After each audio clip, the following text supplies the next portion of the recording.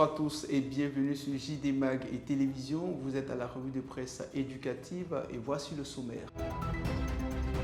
Le lycée scientifique de Yamoussoukro sera bientôt réhabilité. L'annonce a été faite récemment par le professeur Mariatou Kone, ministre de l'Éducation nationale et de l'alphabétisation. Et au niveau de l'enseignement technique, le ministre Nguessan Kofi offre 2 véhicules de type 4x4 à ses collaborateurs pour être plus efficaces.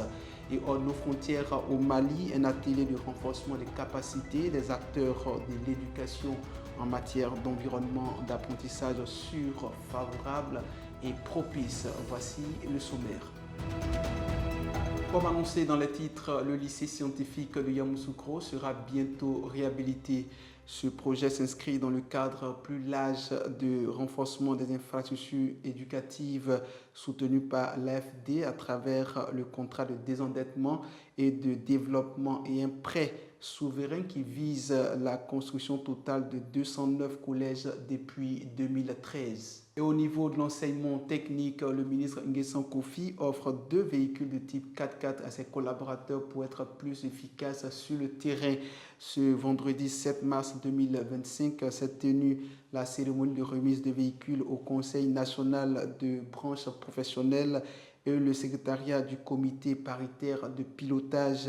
Ces 2 collaborateurs du ministre Nguessan Kofi ont reçu ces engins pour plus de mobilité et de réactivité. Cette cérémonie a eu lieu au lycée technique d'Abidjan.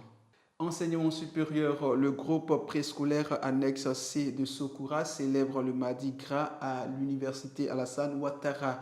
C'était à l'occasion de la célébration du Mardi Gras. L'université Alassane Ouattara a accueilli une délégation d'enfants de 3 à 5 ans venant de la petite, moyenne et grande section du groupe préscolaire annexe C de Sokoura. Cette délégation, conduite par Kone Aïssata Sangaré, directrice de cet établissement, avait pour objectif et ambition personnelle porter un jour la touche verte. Éducation nationale, les élèves de Cinématiali sensibilisés à une utilisation responsable de l'intelligence artificielle.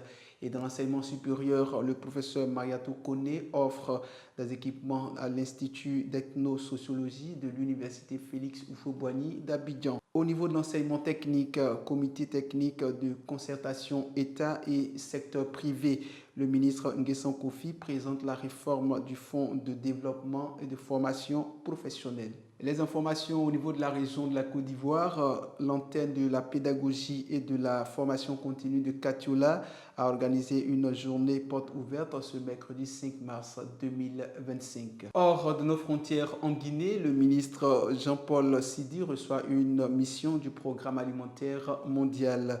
L'objet de la visite était d'échanger avec l'autorité du pré-universitaire et de l'alphabétisation autour des programmes et stratégies liées aux cantines scolaires en Guinée. Le ministre de l'enseignement pré-universitaire et de l'alphabétisation, après avoir cerné le contour des questions soulevées, a d'abord exprimé le souhait de voir plus d'écoles bénéficier de cantines scolaires, surtout dans les zones défavorisées. Toujours à l'international au Mali, un atelier de renforcement des capacités des acteurs de l'éducation en matière d'environnement d'apprentissage sûr, favorable et propice. Voilà qui met un thème à cette édition. Merci à l'équipe technique pour le dévouement et merci à vous, chers téléspectateurs, de l'avoir suivi.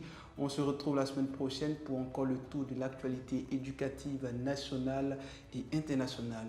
Au revoir.